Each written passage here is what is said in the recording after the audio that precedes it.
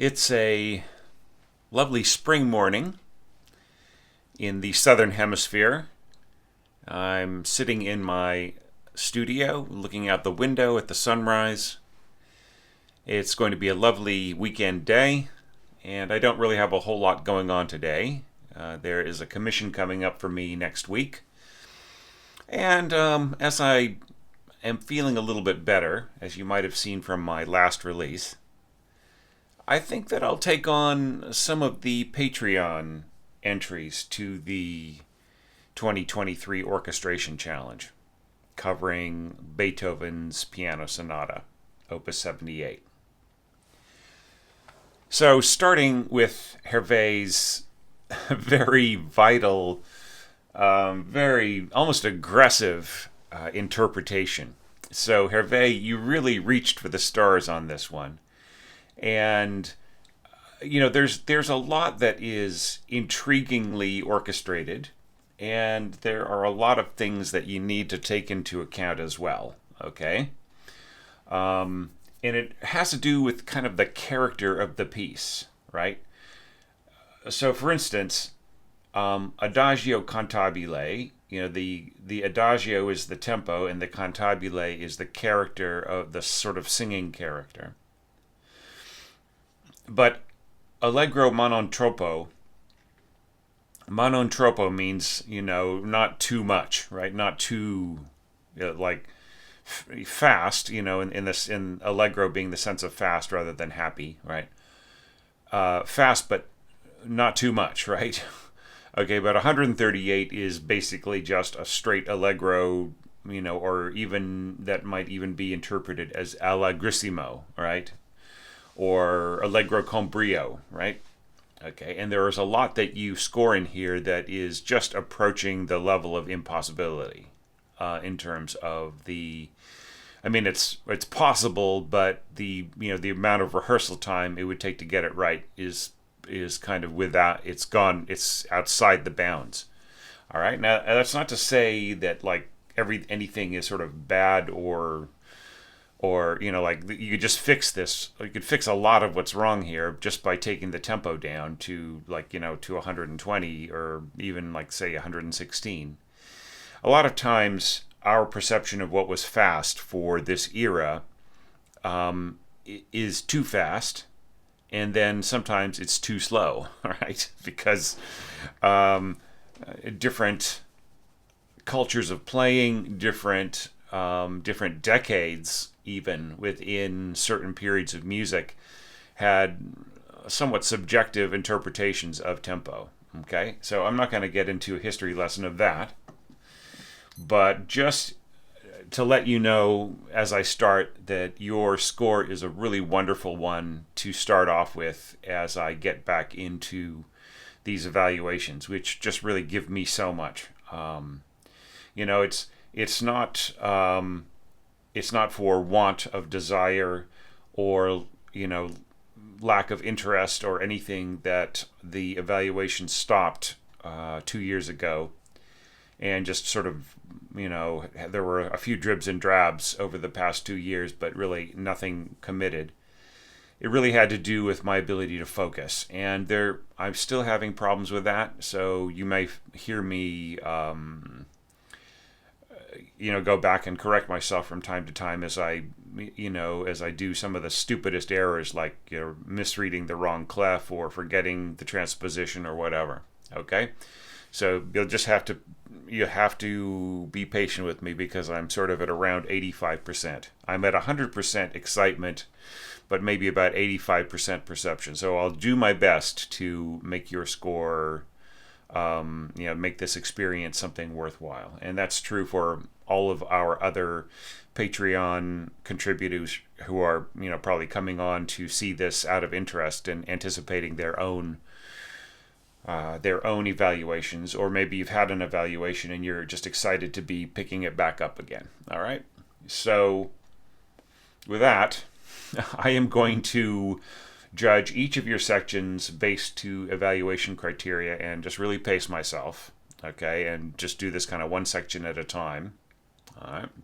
So here we go with the first part, Part A. And people will have heard my exhortations to many of the website subscribers at this point who like I think I've released collections A through M, right? 6 scores per collection. So this is pretty well trodden ground. So the first thing that I would say to you, just on a general look at this and other parts of your score, is that I really feel that you didn't spend a whole lot of time working out the slurs. Do you know what I mean? You had some focus on some other parts, which are commendable, and at times need a little bit of help, and that's what I'm here to help you with. But yeah, there are certain things that you really like. There's an inconsistency here. Look at this. You're slurring these 3 notes here in the flutes and the first violins, and then none of the other parts have any slurs. And then you have a slur here, but there are no slurs anywhere else. And so, do you not want anything to be smooth and bowed under the same bow, or do you need my feedback on that? Right? I would say for those slurs that you did put in, there's a certain uniformity and regularity in this style of music. This sonata, allegro, common practice, late classical, early romantic music that you really need to abide by, and it also helps the players. There are certain strange things, like you have these triplets, which is nice. I really love the mezzo staccato on these, but then you go past there, and then you go further a little bit, and this is just very, very weird. If you had kept a regularity with your with the way that you slurred these, and then like here, like what's this? These 2 staccatos are not mezzo staccato anymore. Do you see what I'm saying? So there's just a lot of irregularity, but I'm going to help you with it as much as I can. Okay. So and there will be about 10 or 15 minutes per section. So this is probably going to be right around an hour's worth of interpretation. All right. So, does your intro set the mood effectively? I would say so.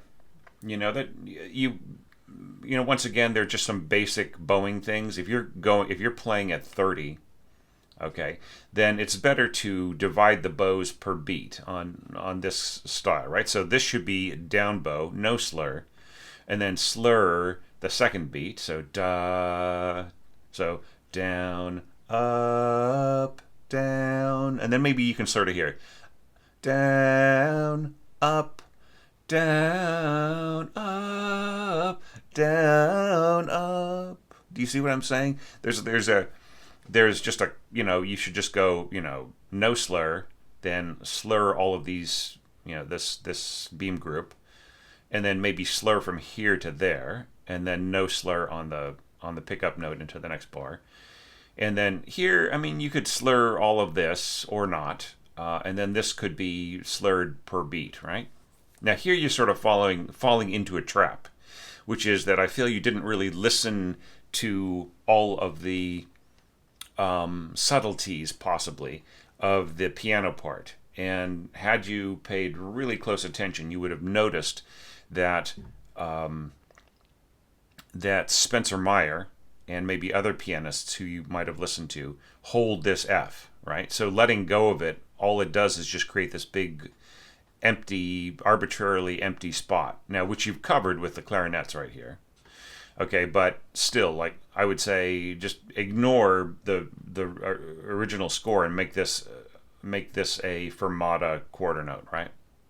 And then here, I just feel like this doesn't really lead anywhere. You could have done. I think what I did was I went da dum, and then just held the A, and then had the rest of the melody da da da da da over it. So that's one particular thing. And then here, this A could have continued on. See, that's what you did here. Da-dum. And then the A should just continue on to the end of the bar, right? So there's no need in creating these gaps, right? Which are kind of hard to... when you have a fermata and here and a fermata there and so on, it's sort of hard to indicate or for the the player to guess where they're lifting off. Do you know what I mean? And then, of course, like there's no slurs on this, right? Do you really want your flutes to go ta ta ta ta ta, right? Wouldn't it be better to have everything smooth? Da da da da.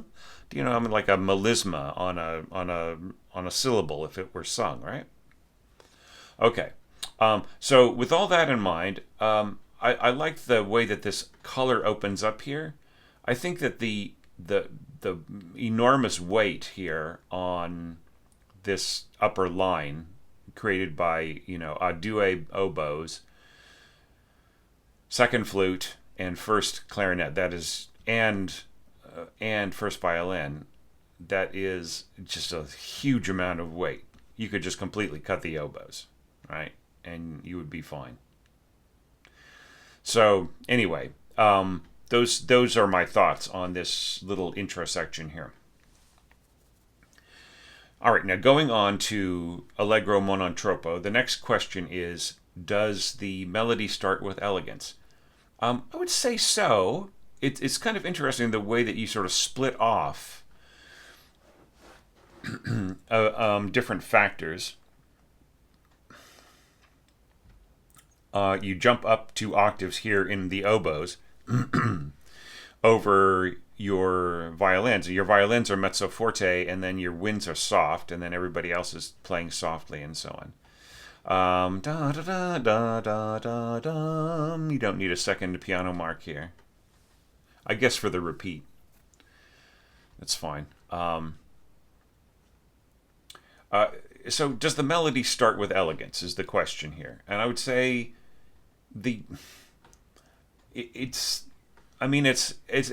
sort of like painting, right? It's a little bit like, adding color, sort of like an impressionist a little bit, right? It's more, I would say, like, obviously this is like your approach here is really kind of neoclassical, right? So it's more Stravinsky, it's more Dalla Piccola, or it's more that kind of approach, rather than trying to really abide by the rules of that day, right? Because it's just, there's just so many things about this that in that time it would have been considered to be a bit over the top, right? They didn't have that expression, but you might know what I mean.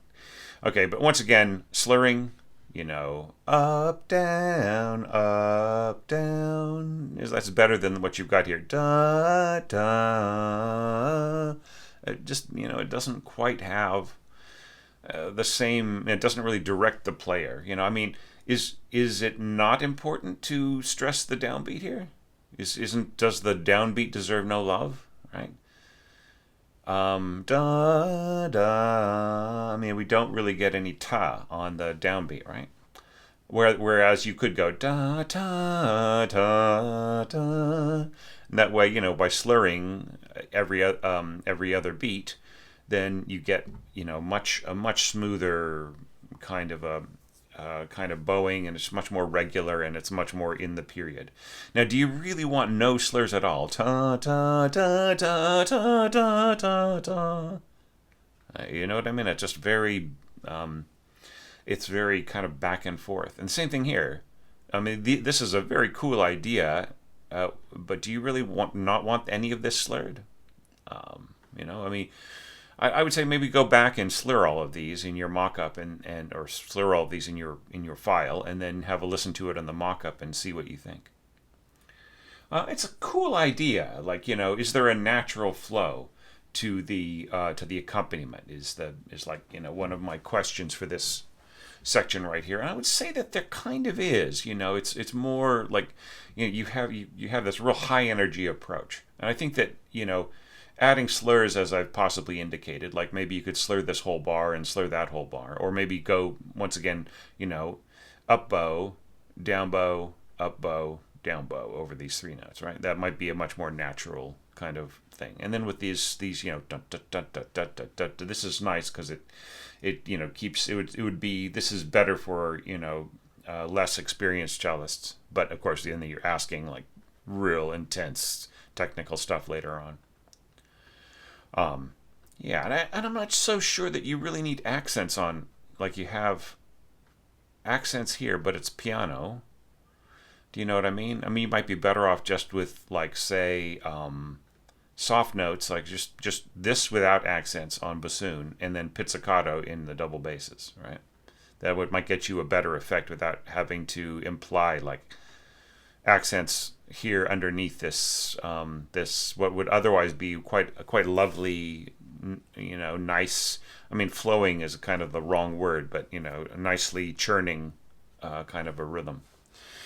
And then, of course, is there a natural transition to octaves? You have basically just stuck us in the octave zone already with these oboes. So you have, there's a lot that's well planned here.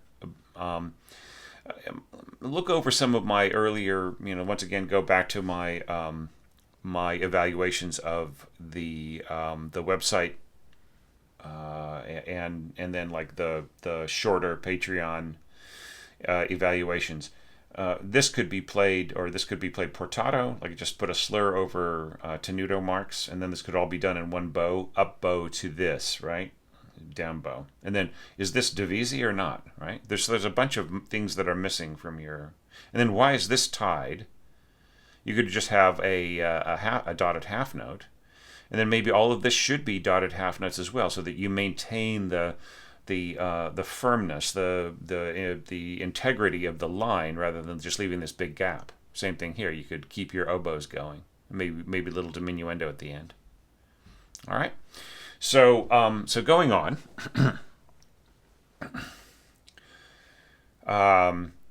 So here's where we start to get into some intense stuff. At 138, all of these staccatos, I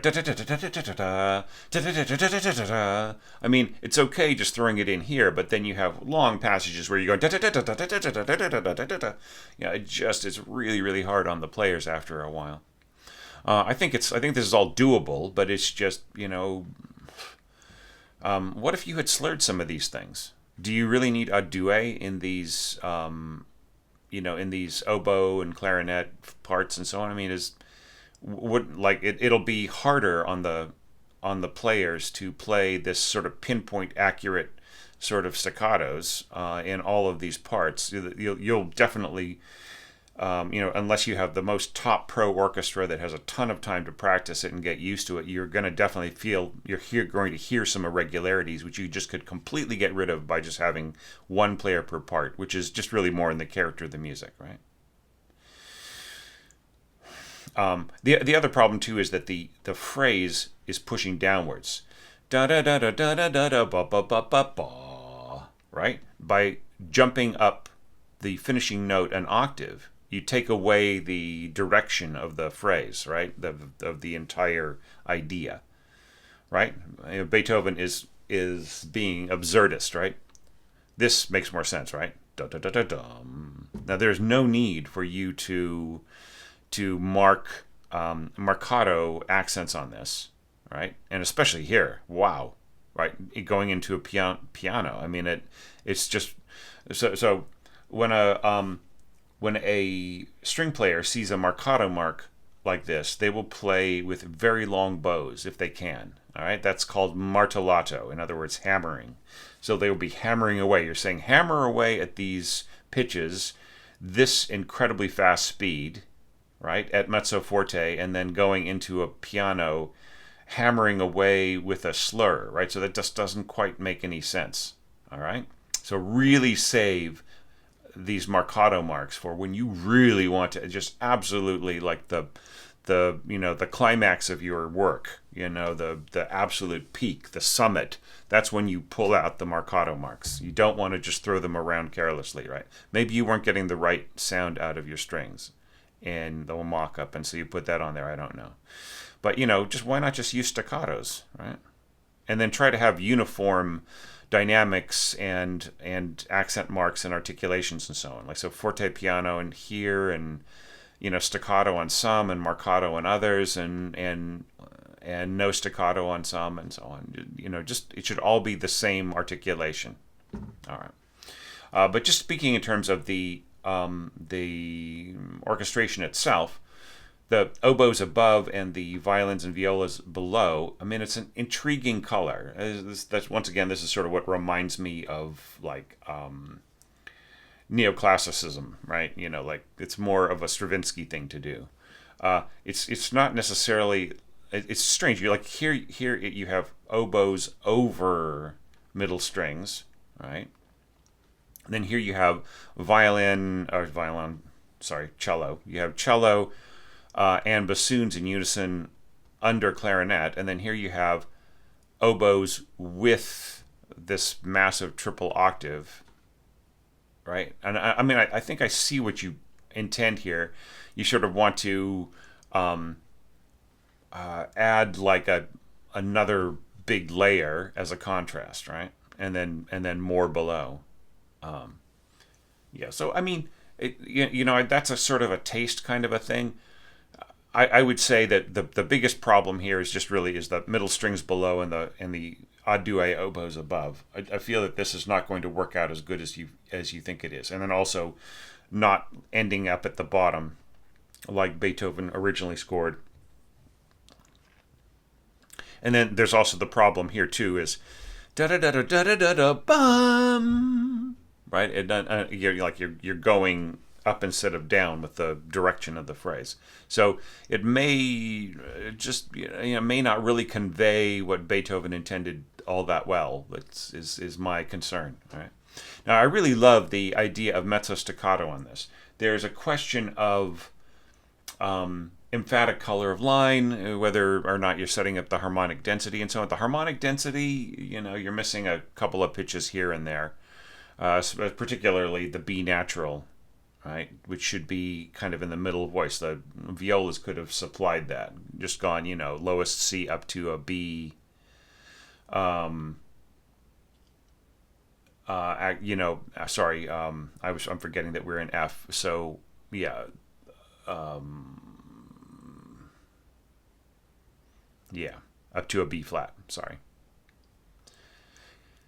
So yeah, that I mean, and you already have that here. So, but I mean, still, it just kind of I feel that leap up of a seventh needs to be something that is in a specific voice, right?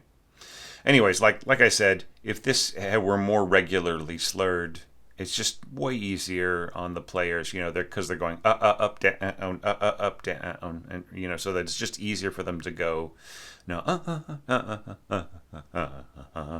right, as opposed to you see, it's just like it's this kind of jerky, kind of uneven thing, which might end up sounding a little comical if people were to listen to it too closely, right? So just try to keep it more like.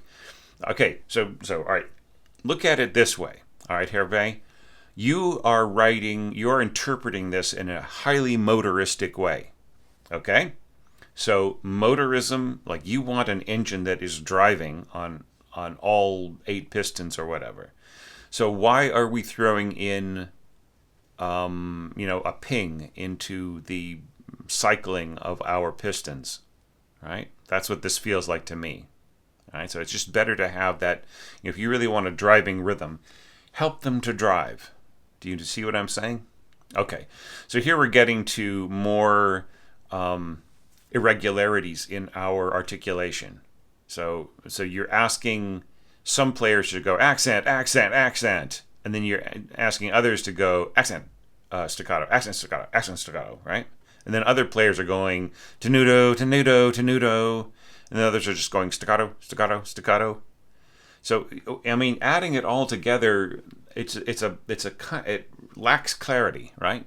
It lacks unity. I think right here you just really want the whole, you want everything to really be leading to this point. Da da da da da da da da da da da da da bum bum bum. I think all accents is fine. Right, or all staccatos, right? So yeah, but just thinking of the orchestration in here, yeah, this tenor trombone scoring right in here, it's a little I think you've got to keep in this kind of classical scoring. You've got to keep the low end uncomplicated. Do you know what I mean? Same thing. I mean, this is all right. This F G F, but there's a kind of a lack of there's a lack of simplicity on your bass line right in here, right? Uh, it would have been better to, like, if you really needed some of this, like you've already got your GF happening down here, so it would be easier. I think it would be easier on the ear for your double basses to go F C F, and then have your cellos go F C F, like an octave higher, and then just leave this to the violas. They are going to be covering those notes anyways, right? So what do you need the cellos to duplicate them for, and so on? And then the bassoons are not helping out at all. Where the heck are they? All right. Okay. So with the approach being as as using so much modern kind of language and expectations and so on, you might as well just go with four horns in F, right, rather than the C basso and so on. Okay. All right. Yeah, it's strange.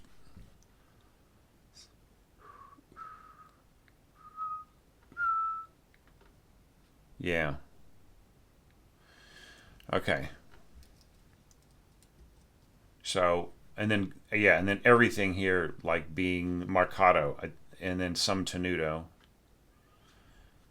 Once again, like, I don't think that you have reached the point in your piece where the marcato is really justified, and like it's just really it's showing your hand too early, right?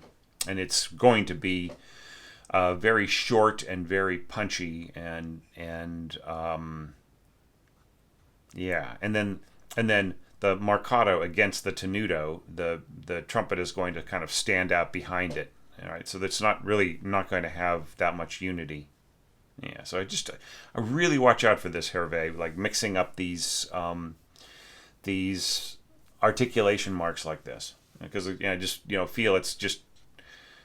I almost feel like you could have just marked forte at the beginning of the passage and just gotten rid of all of the articulation marks and left it up to the vibe of the conductor and the players, right? And then they would deliver something to you that I think you would be happy with, and you wouldn't. It's almost like you're giving them too many things to think about, right? Or you are directing them too strongly.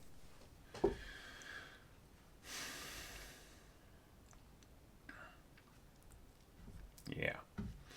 Okay. Bum bum bum bum bum. Yeah, going back up. Yeah, so strings, brass, and winds. Okay, it's interesting. See, so like, I almost feel like you got to the end of this page, and then you turned the page, and then you kept scoring, and you didn't remember that you had the winds going on before. Is that possibly correct?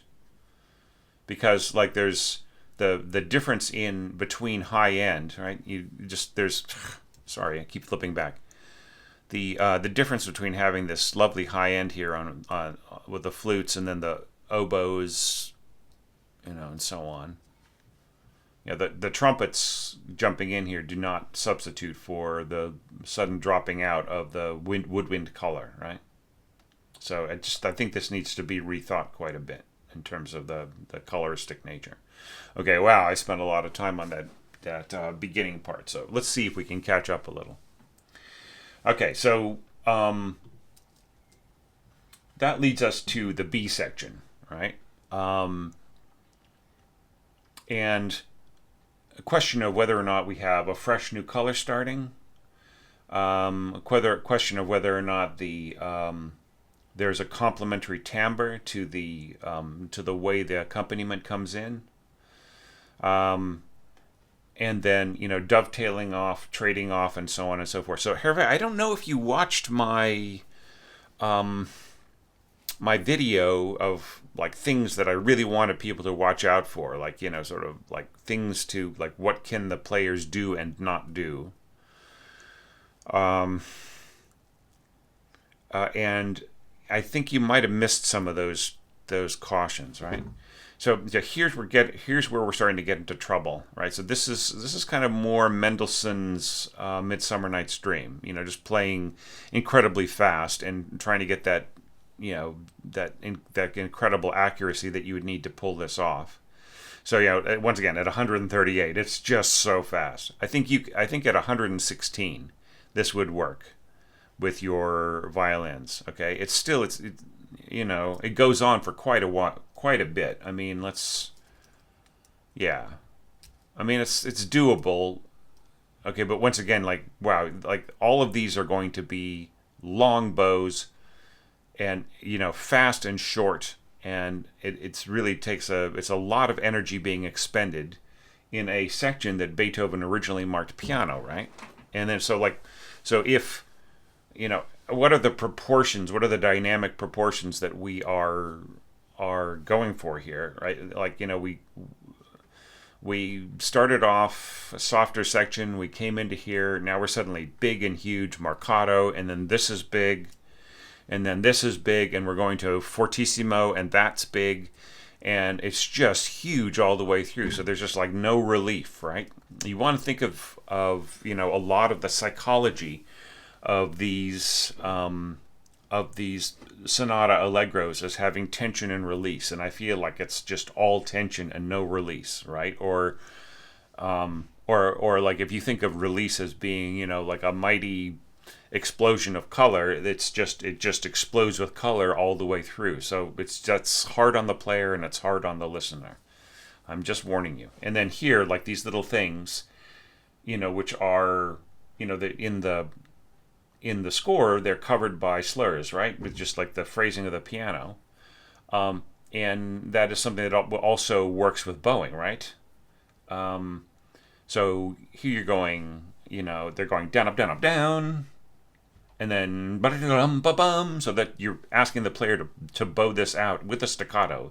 And it's just, it is not for all 16 violin players to get this, to totally nail this perfectly, and then end up like on these long marcato bows. It's really hard on them. Okay, I think that like you could reinterpret a lot of this, get rid of the marcato marks, maybe rethink your dynamics a little bit. It's not that the notes themselves are right or wrong, right? It's the question that I have more is that it's like the punctuation, right? So articulation marks and dynamics are the punctuation of the language of the music, right?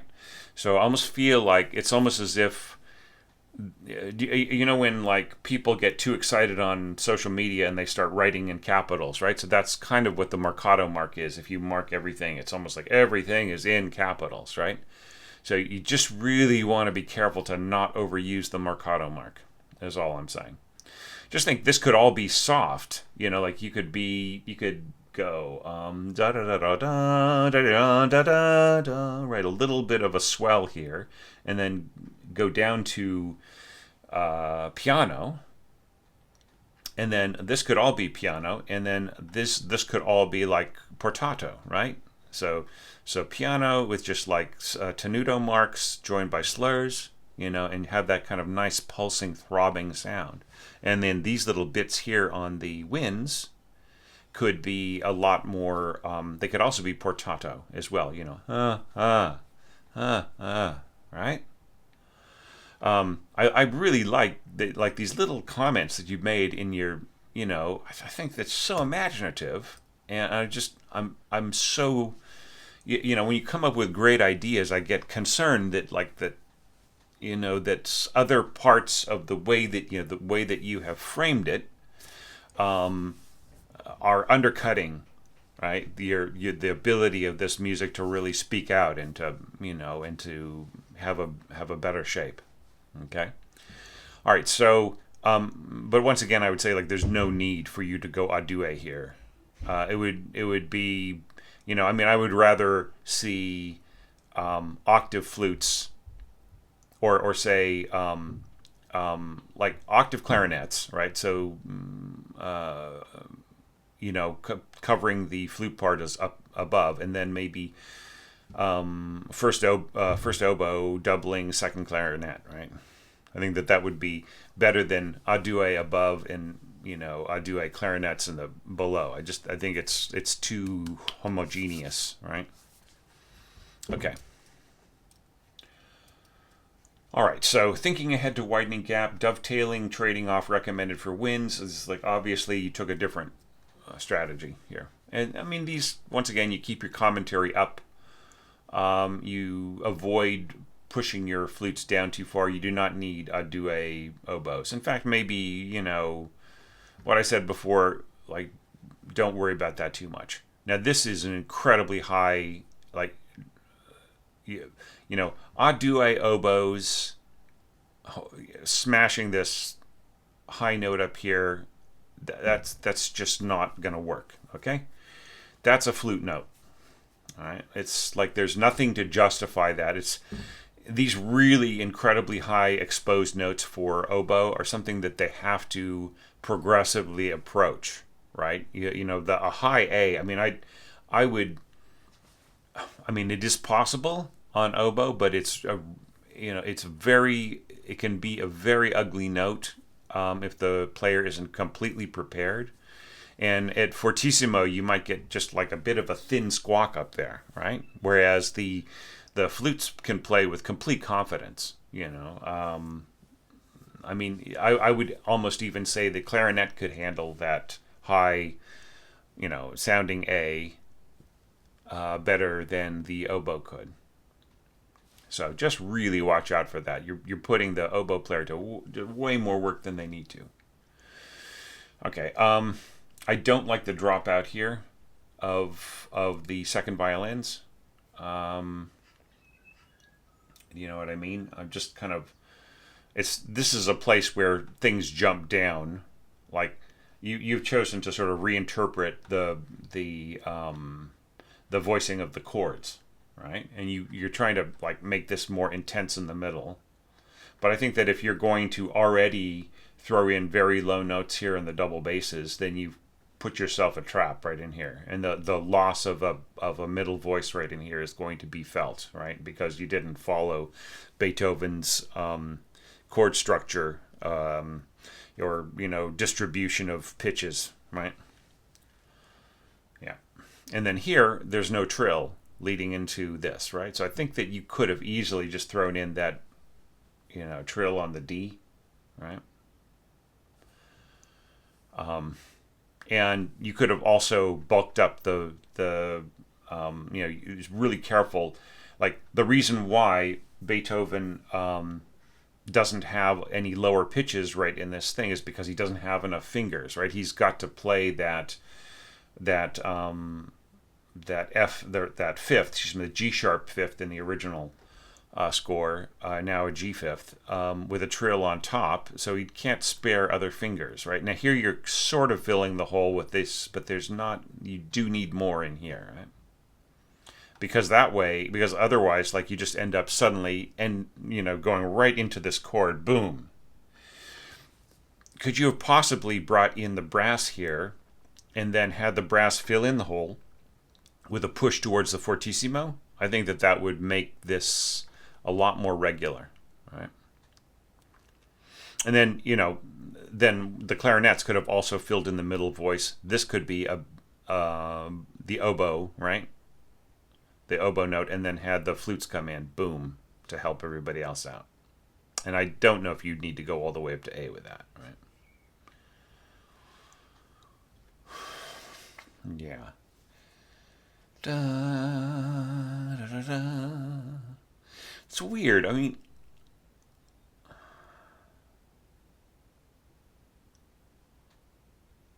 yeah. I wonder. Did you intend for this to be an F or a G? Because A just is. It's like the sixth of the dominant chord. It's strange. Okay. All right. So let's not dwell on it too much. Okay. So now we're getting into the C section.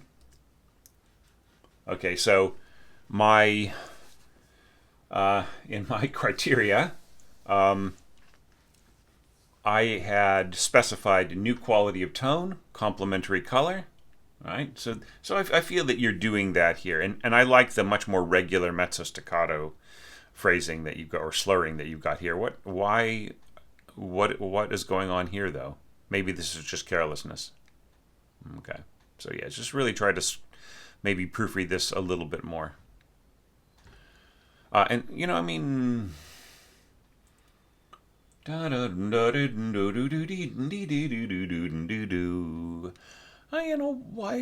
do we have?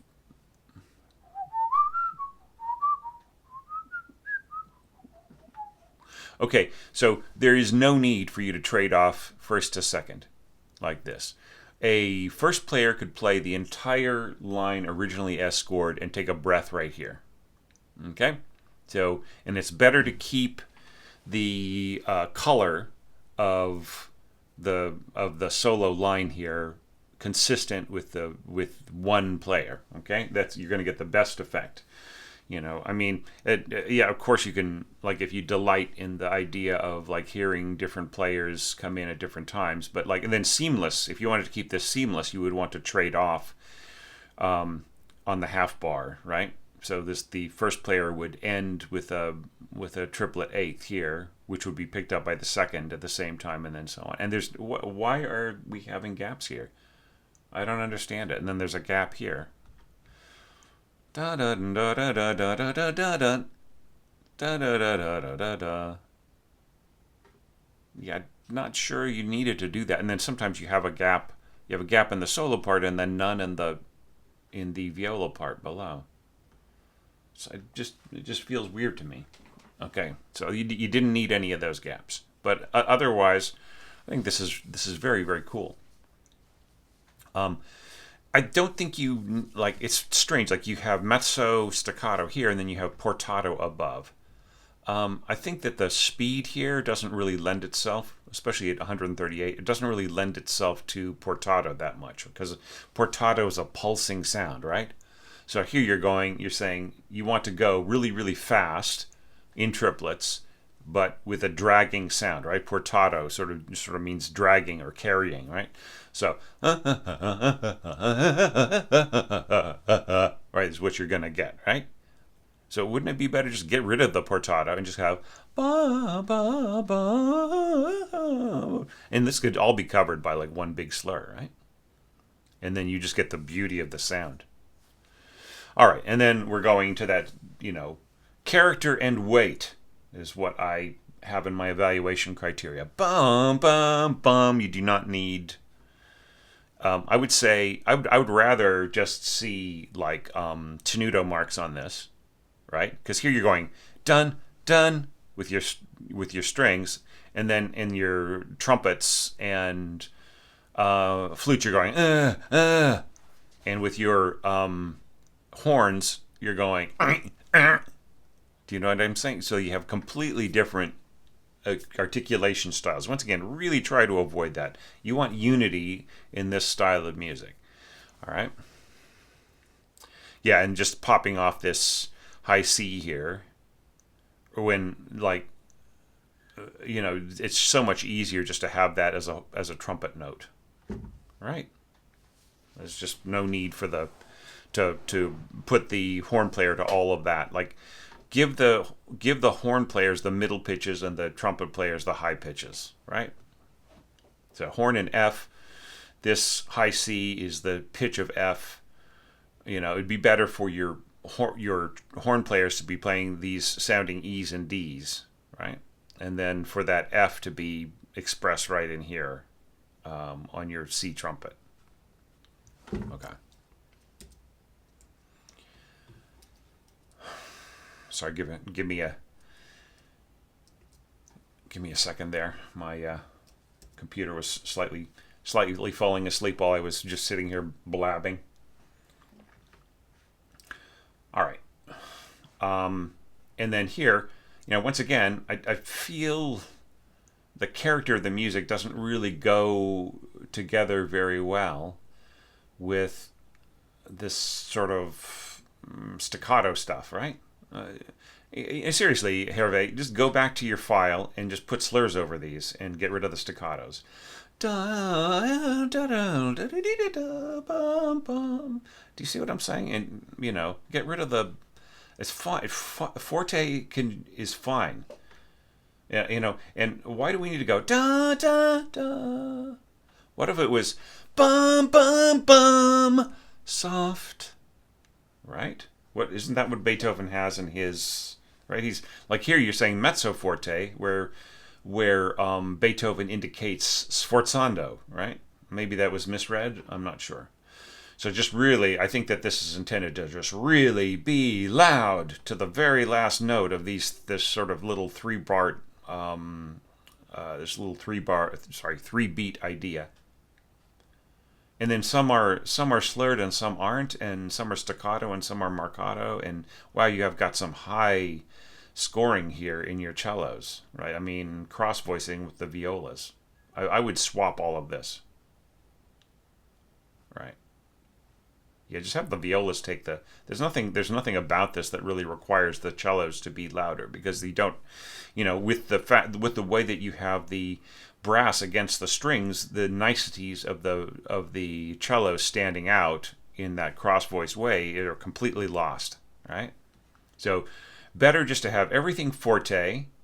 If you're gonna put an articulation on this, let it be an accent, but you don't really even need it, right? And then just make these into slurs, right?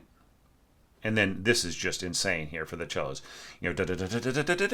So all right, so here's one of the problems, all right? Here with like scoring out something like this that is just staccato like crazy. And that is that not only is it difficult for the player and you get less nuance, right? I mean, a good player will give you some nuance, but they're going to be focused so much on keeping the everything absolutely regular that you're not going to get any kind of flow from it. Of course, you don't want flow, right? Because you're assigning the staccato, but you don't get that beautiful color, right? So you're just really limiting the kind of color and sonority that you could possibly get here from this, especially like the lovely idea of just dying off and getting softer and softer and softer. I like that idea, right?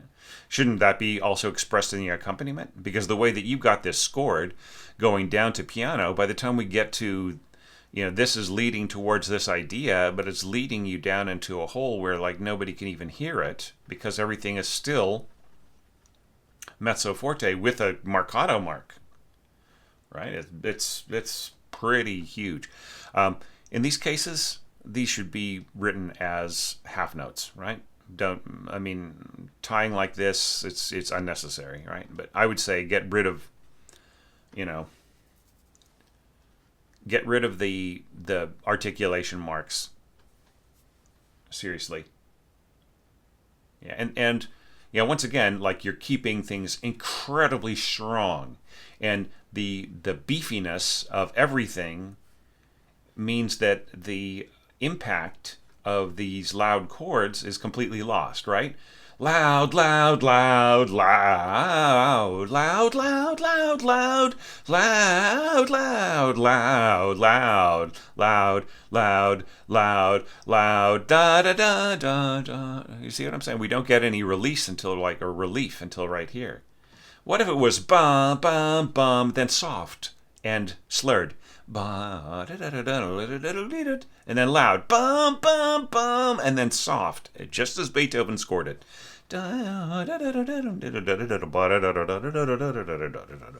Bum, and just keep everything soft. No need to be forte going down to soft. Just keep it at like piano or mezzo piano, and nicely slurred all the way through here with and these don't even have to be that long. They could just be like Beethoven scored them.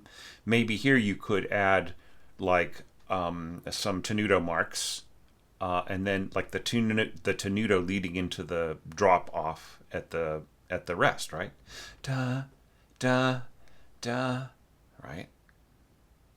So anyways, I would say rethink the dynamics and rethink the articulation. I think that it is like, it's sort of like reading some beautifully written prose, but the punctuation and the capitalization, right? There's too much capitalization and too much punctuation. If I were your editor with text, I would just say, it's like, and if I am being emphatic about this with you, Herve, it is in no way intended as any kind of attack on you or misinterpretation of your abilities, because I've seen some of your previous orchestration. It is powerful stuff, right? So it's just a matter of like reining in some tendencies that I'm seeing in here that are a little strange to me. I mean, I think they are a little too, like, I mean, I love the exuberance, I love the excitement, and I love the way that you're capturing that moment, right? But maybe you got a little ahead of yourself, right? That's all I'm saying. Okay, and then we go back to this da da da da da da da, and so on, right? So seamlessly leading back. I would say I feel a little bit of seam here. I think that if you were soft in this, and you don't even need a diminuendo then, like if it's all soft, right, and then it just goes back to the irregular thing, then I would say it would be a seamless, right? It would be seamlessly leading back better, right? And then, da da da da da da da. Let's turn the page here. Sorry, I've got two screens here.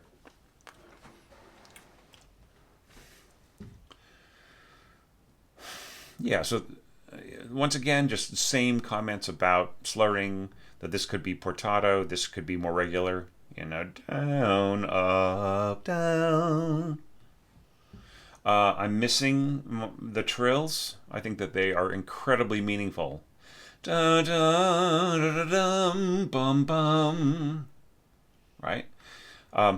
Here, I think this is a mistake.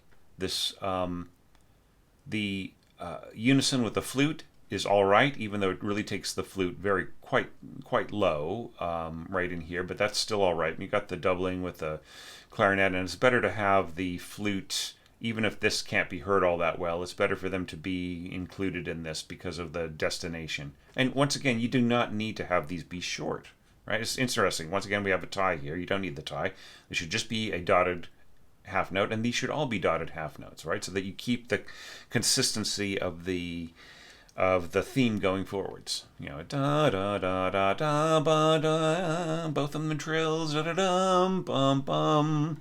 Keep the first violin here along with the flute, because otherwise you're just kind of driving off a cliff. The audience will hear the absence of the violin. You don't want the audience to hear the gap, right? And the same thing here. Da da da da da da dum. You could have had this divisi, right? You could have had like first violins go to the divisi and get this note right down in here, right? Just because it's not in the piano score doesn't mean that you don't want to have it more filled out in the orchestration, right? But I really love this. Da da da da da da da bum bum, right? Keeping in mind, not too loud but not buried, right? This is what I say in my evaluation notes. So I think that you could possibly mark these like here's where you do need some articulation marks. Here I would add tenuto, bum bum, and then just like I wrote more emphasis, you do this really nicely, da da dum bum, and then da da da da da dum ba da da da da da da da. So here, like, I feel that this all really works great. This is over fussy. All you need are just staccato eighth notes, right?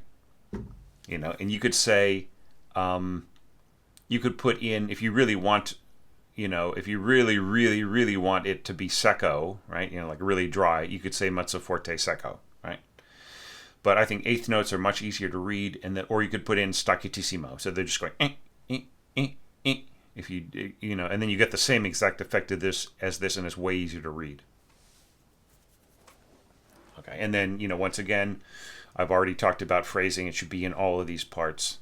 I think you could put a nice big slur over this. You do not need a due. In fact, yeah. So this due here, I don't think you need that. It's amazing how much you can get away with just a single voice in symphonic scoring of that period, right? And I think you should embrace it. Yeah, so what does this mean? Piano with a marcato accent over it. Right? So there are too many, like every once in a while you'll have piano with an accent, even piano possibly with a marcato, but you don't want to continuously write dynamics that go against their articulations, or that are, the articulation is a modification of the dynamic. You just want to avoid that all the time, because then the players will just start ignoring your dynamics, and then they might interpret this as mezzo forte with an accent, right? So just really, if you just want a staccato here, or if you want tenuto as an eighth note rather than as a quarter note, then just write that, okay? And then this is perfectly fine. I've scored that there's no real need for dovetailing or anything, but you chose not to go with that. And this is all very cool. The oboes. There's one slight little thing here. The C sharp is going to be a little bright, and it's going to be much stronger than the violas. If you want this to be much more measured, if you know what I mean, like much more in control and much more blending with the strings, then this would be better off as clarinets. And then this is perfectly fine here. Da-da-dum. If you want to make it really blending, though, you could have the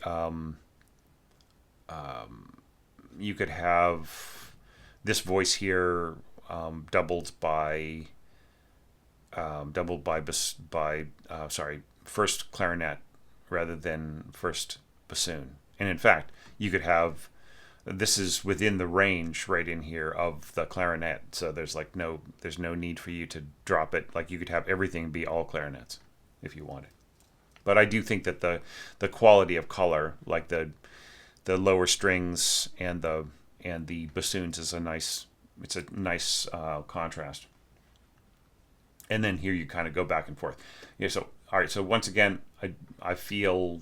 Yeah, here you're going all the way down to a B natural and so on, and it's forte and mezzo forte, but it's just really going to shout over the violas here. It's not a very good blend, if you want to go seamless.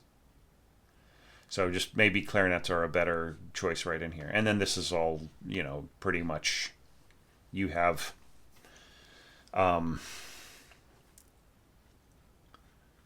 You have chosen a pretty pretty set kind of approach for this, and then we're kind of getting towards the end of the end of this passage, in which I had a bunch of little things in here that you could have done, whether it's direct transcription, adding harmonic support and stuff like that, but instead you just wrote in, I think you were running out of time possibly.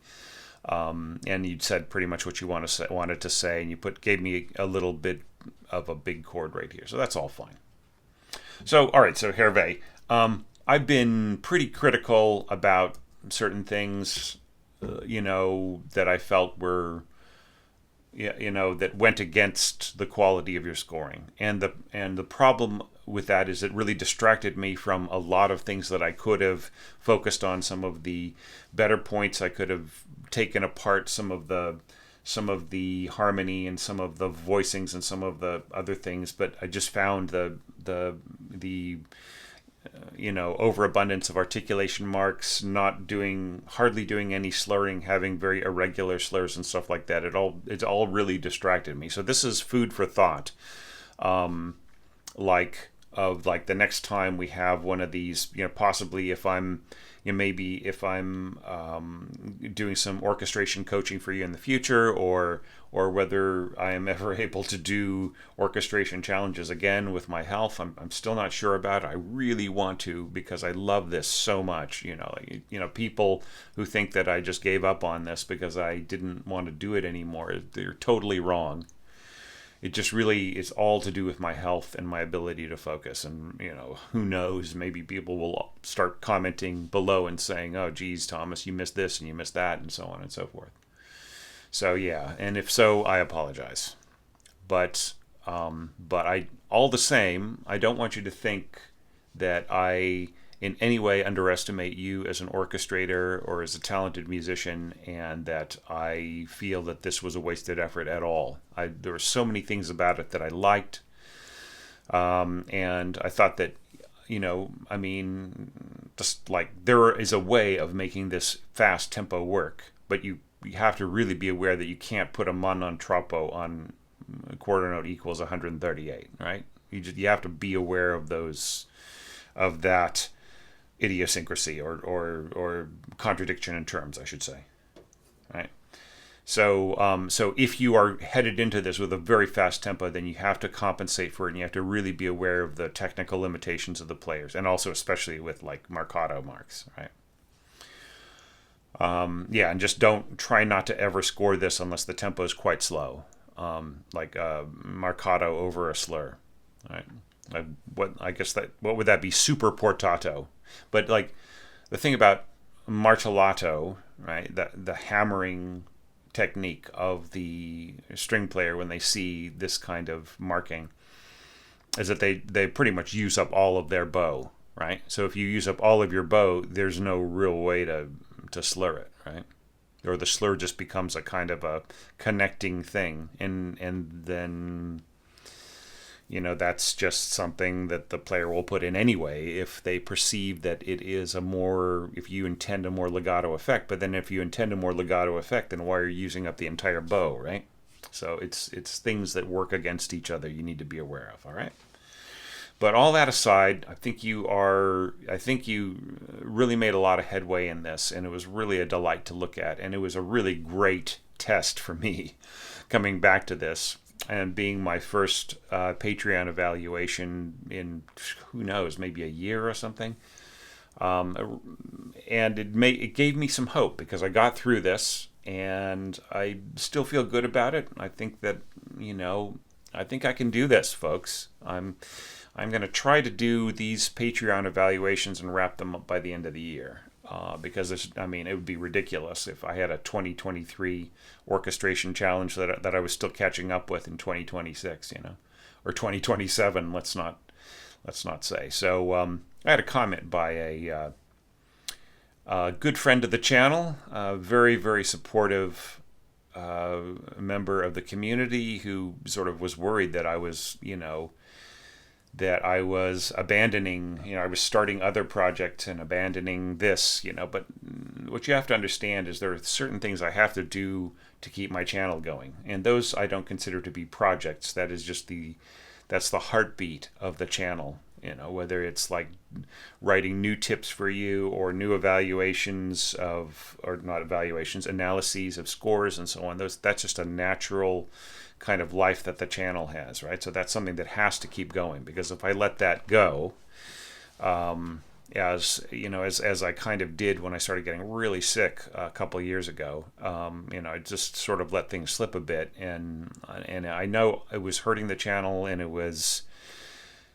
kind of losing the interest of a lot of people who need to keep at their orchestration to get better, and because I just was not able to focus on this and to keep people focused on their ability to get better by studying the efforts of others.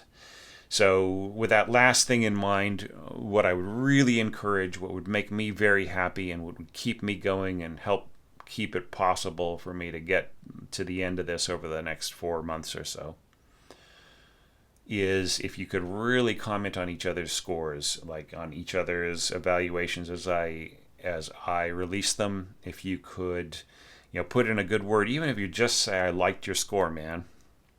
let's say you don't really know that much about orchestration, but you're interested in it, you want to get better, you can tell the person what you liked about it, you know what I mean, what inspired you. And if you have more chops as an orchestrator, you can jump in and fill in for the things that I wasn't able to say because I didn't have enough time, right? And that really helps me a lot. And the more comment and the more interest and the more we can rebuild some kind of communication over this, then the better it is for the future of these challenges. Is all I can say. So I really don't have a whole lot more to say about what the challenges are going to be like in the future. They may have to change a little bit, downscale a little bit, just for another year or so. Let's say that my health starts to improve, but I just don't know. It might be like this forever. So in which case I don't know what I'm going to do. But one thing I am going to try to do is just to keep the channel going, keep the community together, and keep everybody moving forward with their orchestration and their abilities. And with that in mind, I'm going to take a little break, have a little breakfast, and then I'm going to take a look at the next score, and maybe I'll release it on the same day or tomorrow. Okay? Thanks everybody for sticking with me. Thank you so much for your patience. I haven't had one unkind word about my, about having to take a break for so long. I want to thank you all so much for your patience and your kindness and for supporting me when things were at their toughest. See you all really soon.